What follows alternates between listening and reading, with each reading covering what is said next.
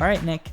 Pittsburgh Steelers and wide receiver talent, something that is synonymous throughout the years. I think if Pittsburgh were a college instead of a pro team, easily be called wide receiver U because they seem to churn out top end NFL wide receivers year in and year out. Never is a problem for them. And once again, they are in the same situation, having a plethora of wide receiver talent on this team. But nonetheless, we're going to talk a little bit today about Deontay Johnson and a couple of the newer receivers that Pittsburgh has acquired through the draft and how all of those pieces fit together in Pittsburgh's greater scheme. But before we go into the story, Nick, I want to ask the Pittsburgh fans, let us know in the comments below, who is going to be the number one receiving target this year? Is it obviously Chase Claypool?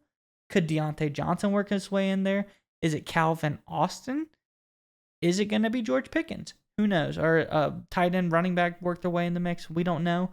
But leave us a comment below. Let us know who you think the number one option will be in Pittsburgh this year. But nonetheless, Nick, let's get into that story.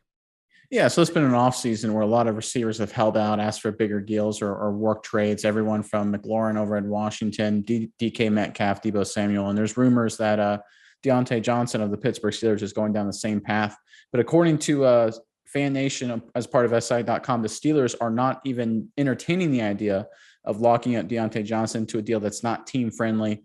According to Fan Nation, they aren't even considering anything north of $20 million, which would be among the top 12 wide receivers in the NFL. Johnson currently makes $3.1 million, which is significantly more team friendly than $20 million or anything close to that.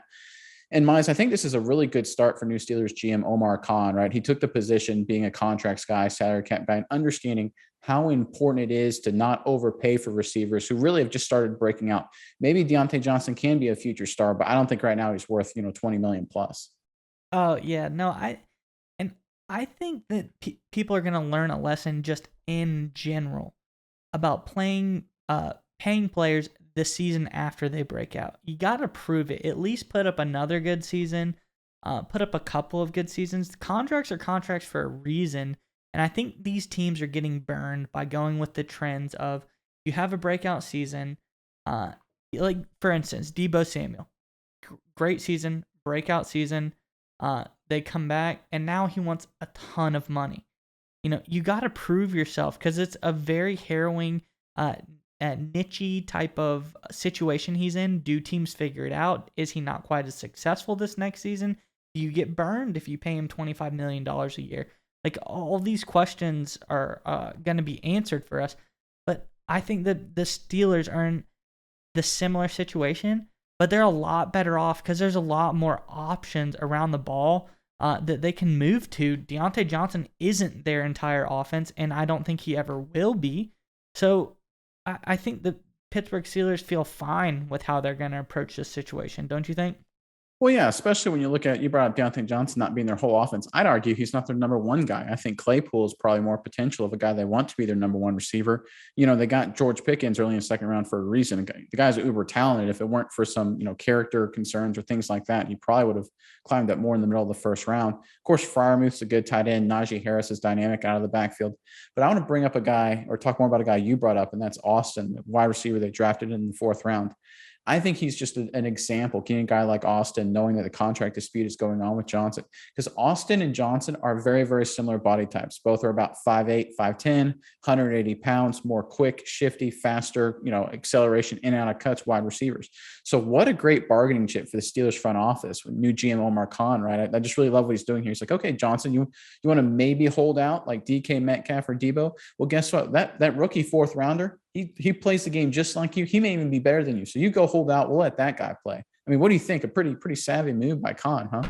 Yeah, and even Austin's track speed may be even faster than Johnson. He's one of the probably, I believe, the fastest receiver to come out of this draft, somewhere in that 4.2 range.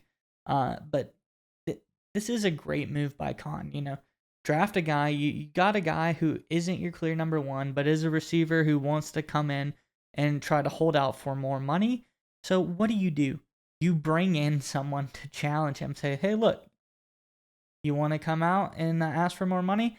We've got this guy over here. He could be better than you. And two things can happen for the Steelers. Either Austin is better than Johnson, and you don't even have to worry about the situation anymore until Austin probably asks for more money eventually. But the second option is Austin is not better than Johnson, and Johnson takes that competition in stride and has even more stellar season. And then you consider if this pushes him to being even better, that also works out for you. And then at that point, you got to pay him. But like we said, there's been more than one successful season. And I think that there's no way the Steelers can lose by doing what they have done. All right, Nick, it's time to get your internet privacy back today on every device you own in any country you want. Don't let anyone but you control your internet. NordVPN keeps you safe from prying eyes wherever you go online with their military-grade encryption. Is your favorite Netflix or streaming content blocked in the US? You can simply connect to one of the many countries available with NordVPN and get the access you need. That's right, Maya. So right now, get our exclusive NordVPN deal here at nordvpn.com/SMI. It's risk-free now with NordVPN's 30-day money-back guarantee. Again, get that exclusive deal, nordvpn.com/SMI.